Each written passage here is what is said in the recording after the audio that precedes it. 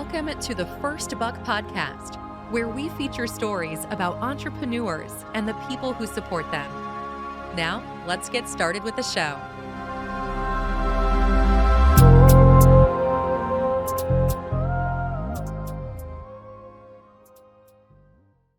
Welcome to the First Buck Podcast, brought to you by sky'sthelimit.org. We feature stories about entrepreneurs and the people who support them. Today, we're joined by Bediako, a social entrepreneur, innovator, impact investor, and design expert.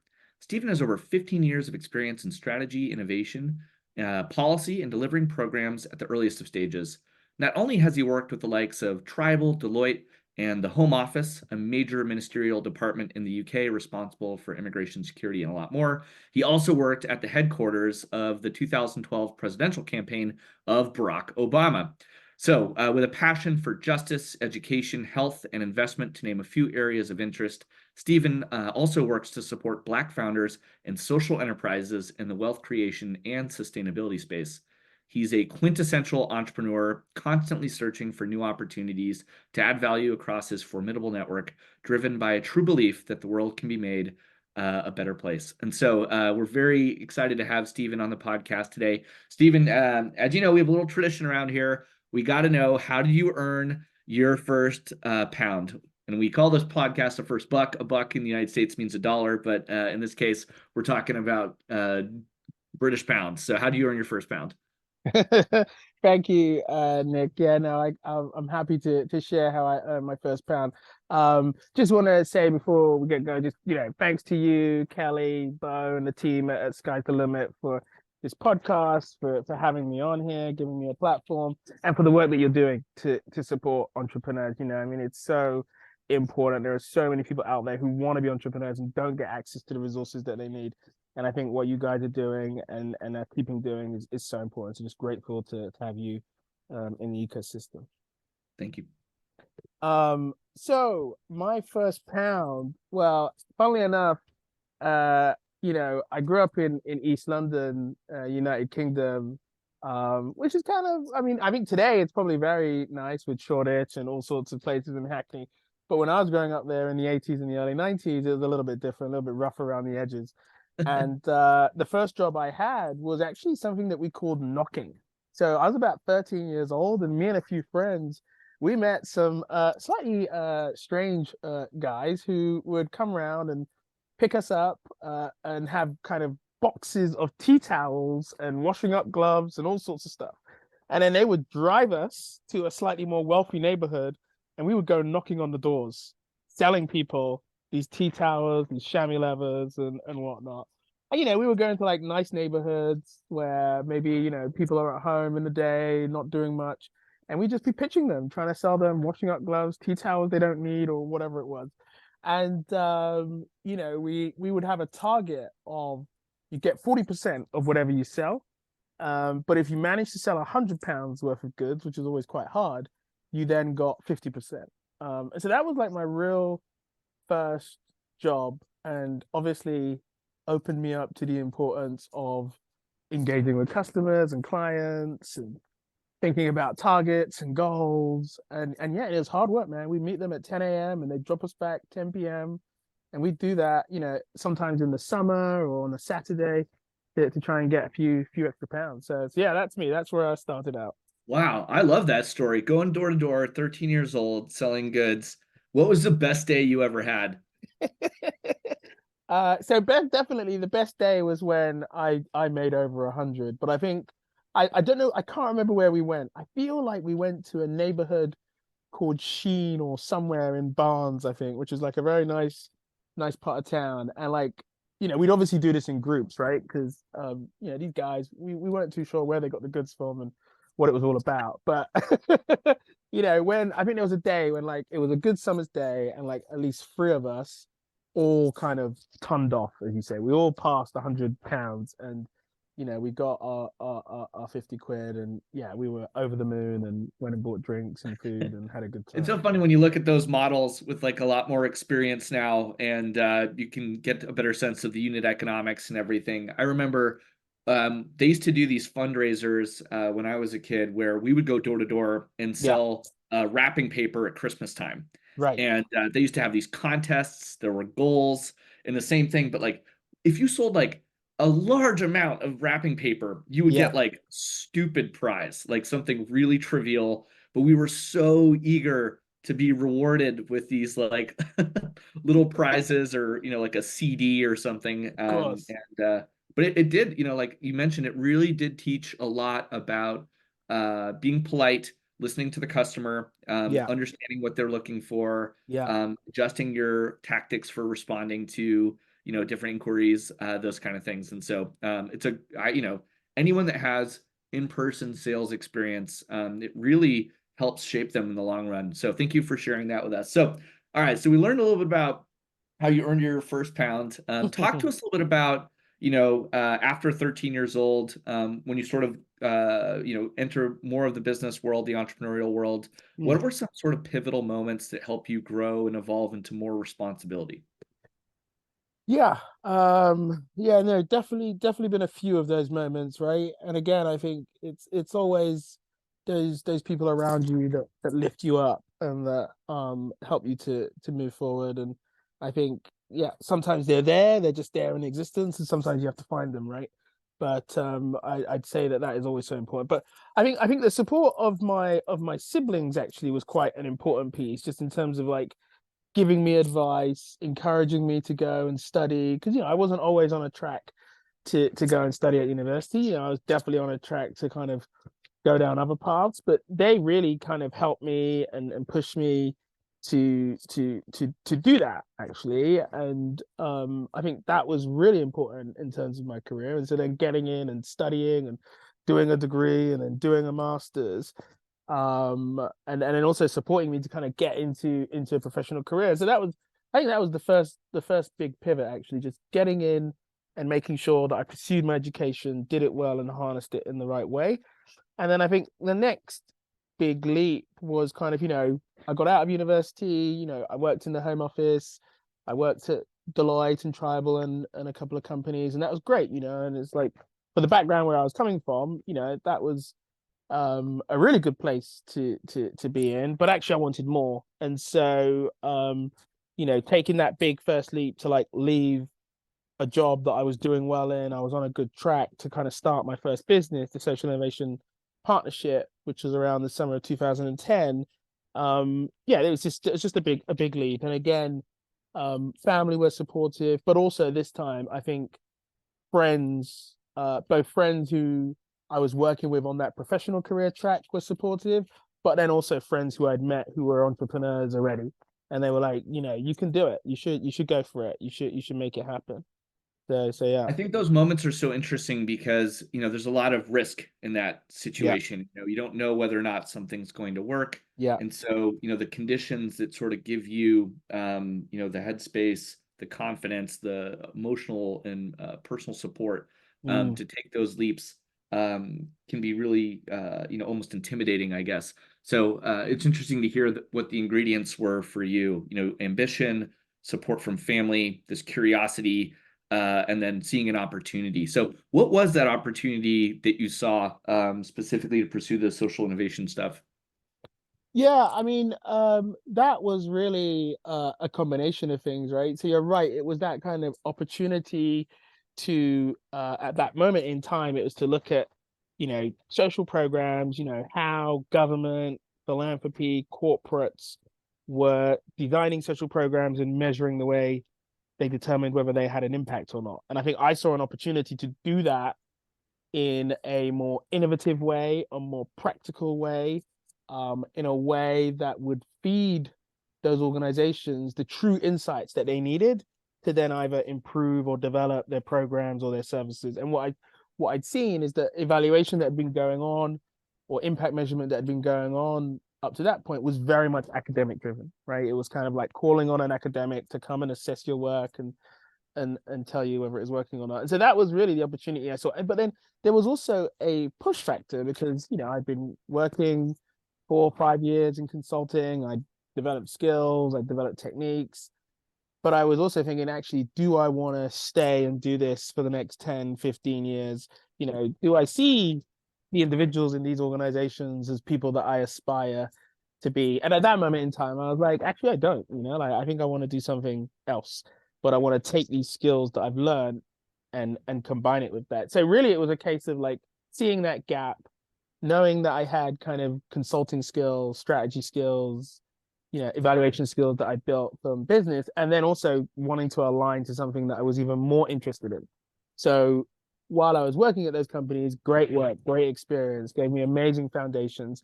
But I wasn't hugely excited about doing a new target operating model for News of the World, or coming up with new strategies for SAB Miller. And I think one of my last projects was like, working for a tobacco company in Russia, and I was just like, okay, something probably needs to change here. So that combination of things meant like, that was the right time to pivot and go for it. So talk to us a little bit about, what social impact sort of means today, where it aligns with, I would say, entrepreneurship, doing good with business, and how that sort of changed maybe from when you first started evaluating and exploring that to where it is today.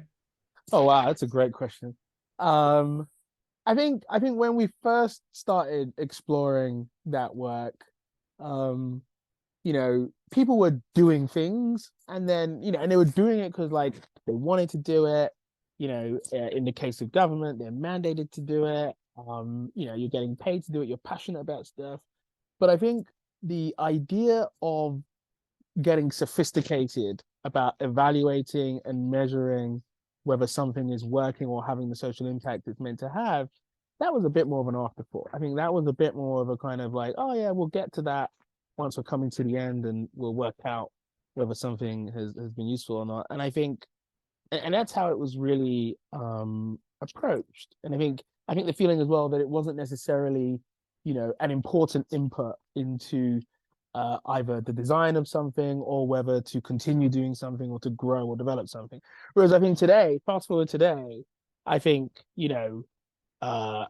any company worth its salt is realizing that it's about both making a profit, but also being a good corporate citizen, and also making sure that, it's not just purely about making profit. It's about having an impact in the world. Like you work in blockchain, right? That's about, giving people access to technology that enables them to, track and monitor not just their crypto, but all sorts of things, right? In a really effective and seamless way. And so, that's improving our ability to exist. And I think what you see today is you see government and philanthropy really engage with the question of measuring their impact and the learning of their social programs, both at the start and at the end. But I also think we see business thinking about that and thinking about it in terms of how they communicate their products and services, how they secure and retain customers, how they secure and retain talent. It's right at the heart of it. Yeah, I think what you've said is so, I see it too, and I think it's coming from a whole bunch of different perspectives. But, basically consumer preferences have changed. They want to Mm, know that the foods they're consuming, the clothes they're wearing, the mm, products and services they're using have both, I would say, a social and an economic motive for doing so. They know it mm, needs to be sustainable from, mm. can this business cover its costs? Because I want to Yeah. have a reliable relationship with a vendor.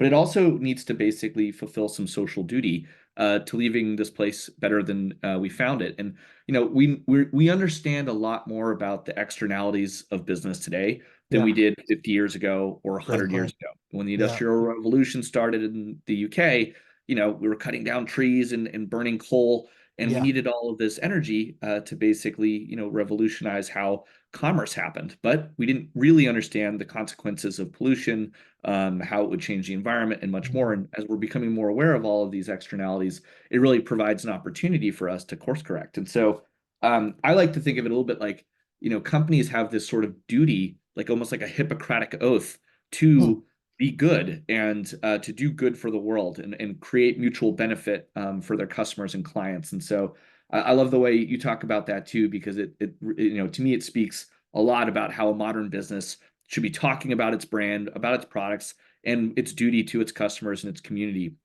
So I would love to talk to you a bit about this because you look at a lot of startups and so many entrepreneurs out there. They may have an idea, but they a lot of them start by thinking they need funding. I Mm. got to have money to do this thing. Where do you sort of help entrepreneurs think about how to take, where they are from a 0 to 1, from a concept to an idea? What are some things they should be thinking about? Is it really just about money, or is there a bit more that you might encourage people to consider as they think about entrepreneurship as a path for themselves? Yeah, no, great question. I mean, I think it's so much more than money, right? I mean, I think, obviously money helps, and I don't want to kind of sit here and pretend that it's not a critical piece, but I think there are other critical pieces in the jigsaw to determine, you know, well, at least that I look for when looking at businesses and to determine whether to get involved or not, and also that I think entrepreneurs should consider. And so, I think some of those are, I think for me, one is just like, you know, you've got to try and get something going, I would say. Like you got to be scrappy and make something happen, right? I mean, I know there are some parts of the world where it's like, PowerPoint slides is enough and you're kind of up to the moon. But my view would be, try and make something happen, try and do some deeper research, like you really, so I think if you can move and make something happen and get something moving, that's really helpful. If not, I think at least before you start looking for funding, you really got to try and refine what it is you're trying to do and try and get closer to kind of some sense of, product or service market fit, right? So it's like, what are you offering, into what market, what problem are you solving? Where's the fit for that, right? Can you speak to some potential customers, get some feedback? Can you do some interviews with clients? You've got to try and build some sense that you've really interrogated what it is you want to pursue, rather than just like, hey, I got this idea and I want to make it happen. I love Um, that. Yeah. It's one of the things we really try and concentrate on at Sky's the Limit with our entrepreneurial community. We've had 80,000 entrepreneurs from around the mm, world sign up. And a lot of them just have an idea. But what you're talking about is like creating that mindset to basically effectuate the idea, meaning create the conditions under which you can actually get started on doing it. So yeah, just like he says, just do it. This is yeah, part of the process of actually, shaping the world that you want to create, and it happens through actions. And so you yeah, have to sort of begin the process of taking that first step so that you can take a few more. And I think a lot of entrepreneurs get a little caught up in building out like a big business plan, and they go all the way to the vision of step 100 when they really need to do a bunch of little things first, which is mm, interview potential customers, ask them how totally, expensive the problem is that you're trying to build a solution for, how much they'd be willing to pay for it, yeah, get feedback, very carefully interrogate the market, the size, what your advantages are. And if you do those things, you can maybe try and sell something. And if you do a little bit of that, then going out and maybe raising money if you need to gives you a lot of advantages. Because if you just show up with a blank sheet of paper with an idea on it, it doesn't really show that you've done the work yet. And as a founder of companies and owner of companies, you get to trade on all kinds of terms when you raise mm, money. And mm, the more prepared, the more evidence you have of demand, the more clients you have, if you can get some revenue, even these things all give you a lot more leverage in those conversations when you go maybe get a loan or raise capital from an angel investor or friends and family. And so I think your advice is like, do your research. What's the problem? Is there a good fit? Interview customers, get prepared. That's just fantastic advice. I think that's right, Nick. And I mean, I think the other thing I would throw in there as well is, people also have this romantic sense that entrepreneurialism is like this, this great hero figure, and that's who you're gonna be, and you're gonna do it all and come up with all the answers. And it's just like, nah, it's not the case, right? Like, actually, collaborate with someone on this, right? Like, you probably need a co-founder, maybe two, like, again, right? Like, in the work that we're doing, on the Pathway Fund, we are supporting Black and minoritized entrepreneurs in the UK, and we're looking at how we support fund managers as well. But there's just some basic stuff, which is that you're looking for organizations that are 2 to 3 founders typically, right? Because you want 2 or 3 brains in there. People have different skills and bring different approaches, and so I think it's important as well to think about your entrepreneurial journey in the context of how and in what way and who are you going to collaborate and partner with, and what does that look like? And the last thing I'd say is, in my career, I would always say I've always enjoyed the idea of it's better to have a part of something than a lot of nothing. Yeah. So that'd be my take. Yeah, I think there's this sort of false narrative. We celebrate these icons of entrepreneurship, whether it's Steve Jobs or Yeah, Elon Musk or Oprah, and like they did it all by themselves, and that's yeah, just ridiculous. These people yeah, have huge teams. absolutely. They have loads of support. Entrepreneurship is actually a team sport.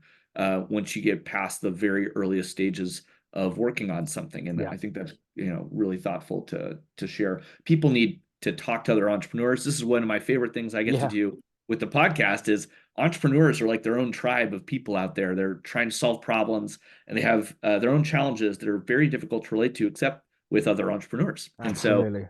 talking to other entrepreneurs is always, something that's always worthwhile to me. I learn something from every entrepreneur I interview and talk with. And the other is the importance of finding those coaches, those experts around you and support systems, whether that's family members like you described, Yeah, um, or mentors or advisors that can help you see your blind spot. So one of the things I wanted to ask you about a little bit was, who were personalities that you leaned on when you didn't have the answer to something or needed to get advice on something. Like, how important has that sort of mentor-mentee relationship been in your career? yeah. It's been fundamental, Nick. I mean, I don't know if I should name names, but yeah, throughout my journey, there has been individuals who, I have actively built long-term relationships, coaches, mentors, and typically actually it's not been kind of like formal, oh, sign up for a coaching program somewhere. It's been much more like I'm working in a space or I'm trying to do something and you meet and you end up connecting with someone who's also in that space but is 10, 15, 20 years deep in it, right? They've got deep experience in it and they can give you that credibility, that insight, and whatever it might be. So, I think when I was starting TSIP, there were great people like Victor Adebowale, who I will name, who kind of very much mentored me and coached me and supported me in setting up and developing that business. And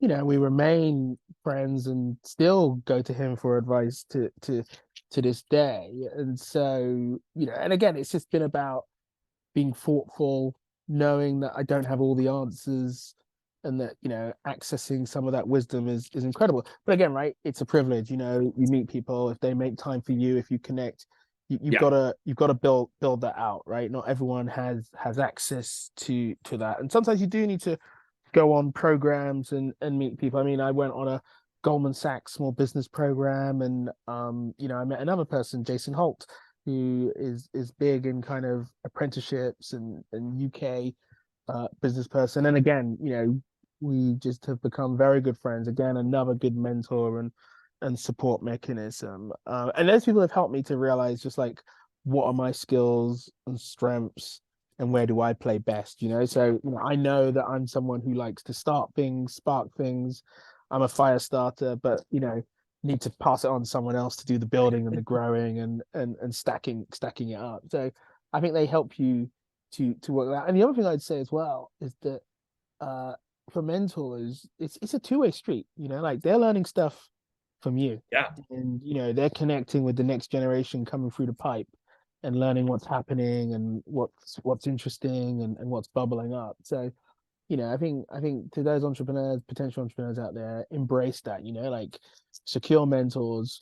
Don't turn your nose up to experience and the lessons that others have. Take that on and build that into what you're doing. That's great. And one of the things I try and, put some little calendar reminders to, even if I haven't talked to someone who was Yeah, influential in my yeah, career, who took a chance on me when I was yeah.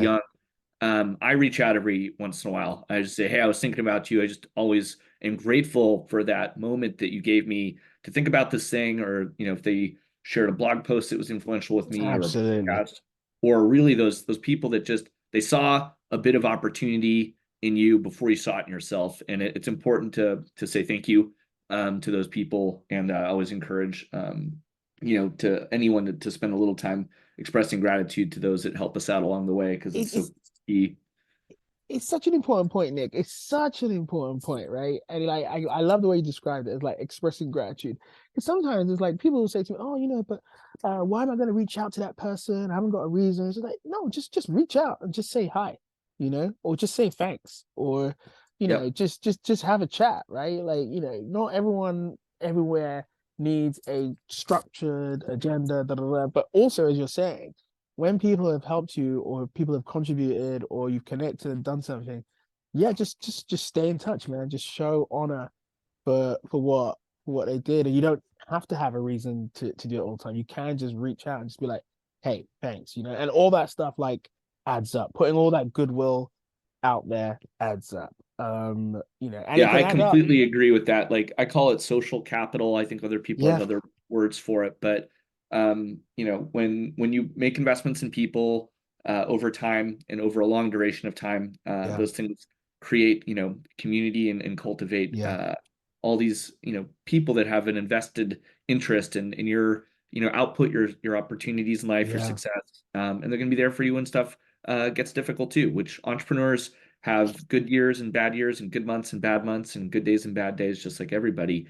And it does get a little bit easier when you can share that with a support system. So it's You, super important to cultivate. Yeah, I mean, look, we're like singing in harmony here, but you took the words out. I was gonna say that, right? It's like this stuff is not all rosy, right? Like It's being not. being an entrepreneur does mean that you're putting your head above the parapet, you're leading, you're taking on responsibility, and that can mean, and in reality, it does mean tough times and having to engage and navigate during tough times. And you're absolutely right. Being able to reach out to people and ask for help or share or connect helps you to navigate that stuff. And I think it's just so important. So So yeah. talk to us a little bit about Pathway Fund. What are you guys doing now? What are you focused on in this year? Tell us a bit about that. Yeah, so we are building out this fund. We've raised about 3 million so far to kind of help us build it out. So just to give a bit of background,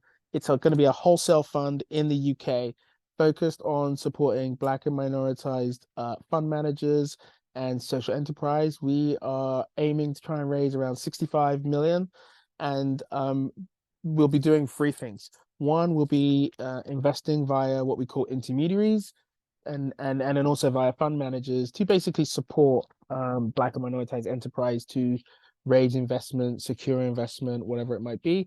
We'll also then be doing policy research and influence. And finally, we'll be doing something called asset acquisition, where we'll be helping communities, enterprises to acquire assets and strengthen their balance sheets up and down the UK. We'll be hopefully securing some funding from the Dormant Assets Fund. We're also speaking to some philanthropic foundations, some corporate foundations. And yeah, the plan is that we've developed some pilots where we're deploying like 500,000 to 12 enterprises, another 300K to 3 or 4 fund managers.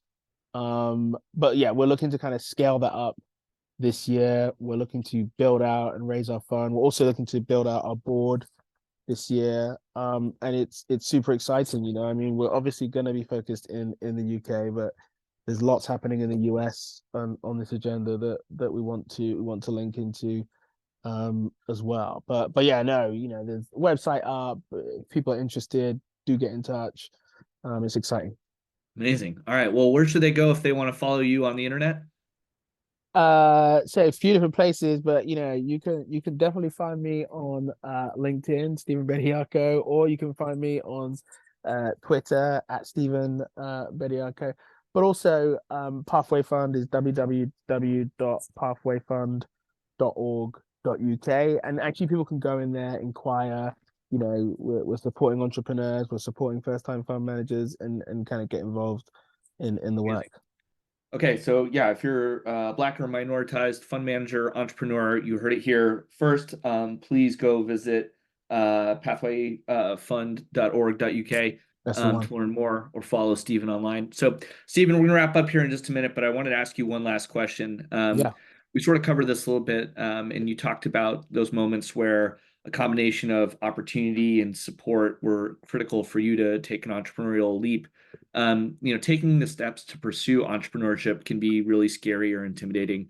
What advice can you give our listeners for how to kind of manage some of the stress that comes with running and owning and growing your own business? Oh, wow. Yeah. I think it's definitely about, I mean, obviously you have to throw yourself in to the business, right? You have to throw yourself into the idea and make it happen. But I also would just say also try to stay balanced, like focus on yourself, you know, invest in your mental health, your spiritual health, your physical health, you know, try not to lose contact with those most important friends and family members because they will be important. But also I think you said it earlier, Nick, right? I think one of the things I noticed was that as I got into being an entrepreneur and really that became my existence, I found myself gravitating towards other entrepreneurs, finding connection with other entrepreneurs because you have that shared experience. And so I think making sure that you're kind of building that team around you is really important, as well as focusing on yourself will really help with handling the stresses and the challenges. And then I think as well, making sure you're intentional about the team that you build out in your organization as well is really important. I think I've learned some lessons in rushing to hire, or you hire because it's certain resources you've got, and maybe not always hiring to spec or to people that you need. Or also, like, how do you incentivize and bring people in so that they are partners and owners in the business? So it's kind of like yourself, that team of family and friends and support network, as well as like that team that you build. I think if you can get those things right, the rest of the stress is manageable, right? It's like you're trying to build a product, get it out there, make the business happen. But getting the right people around you is critical. Well, Stephen, thank you so much for coming on the podcast today. If I could summarize, I think some of the things you said, basically, if you're going to pursue entrepreneurship, you got to be committed. It's going to be a lot of work. But if you stay balanced, invest in yourself, and I can see that as a value that's super important to you personally, but also surround yourself with a team of people that can help you through the tough times, give you advice, and be supporters through your entrepreneurial journey. It will make it a bit easier. And then we could probably have a whole other podcast about the challenges of hiring and building a team and incentivizing organizations. And we may have to leave that one for a future one, but we'd love to have you back here, Stephen. So thank you so much for joining us today. At skieslimit.org, we connect underrepresented entrepreneurs with volunteer business professionals for free one-on-one mentoring. We also provide business guides to all our members and monthly funding opportunities. So you can sign up for free. And if you like what you heard, please subscribe and share. You can also find us in the App Store. Just search for skieslimit.org, and you can download the app for free as well. So thank you very much, and we hope you had a good day. Thanks for listening to the First Buck Podcast. Don't forget to join the community of underrepresented entrepreneurs and their supporters by signing up at skiesthelimit.org. Click subscribe, and we'll see you next time.